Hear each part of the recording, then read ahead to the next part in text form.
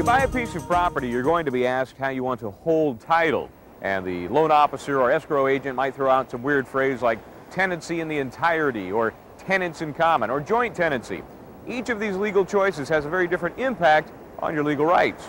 Of the three types of ownership, tenancy by the entirety is rare. In fact, it's only valid in about half the states. So let's focus on the two biggies, joint tenants and tenants in common.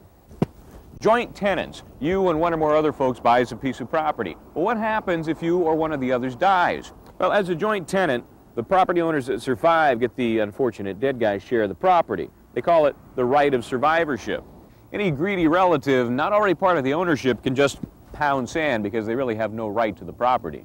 If you want more control over who gets your property, then you want to hold title as tenants in common. Now with this deal, you can decide who gets your hunk of sand by using your will. There is no right of survivorship. And while you're alive, you can still give or sell your property to anyone you want. A couple of final thoughts. First, any property owned without co-owners is normally separate property. And in those 9 wacky community property states, anything you purchase while married is automatically owned 50-50 by the happy couple.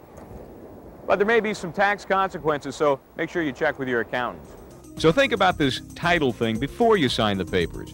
Joint tenants, if you want the other person or two to get your share when you die. Tenants in common, if you want to use your will to decide who gets the property when you go.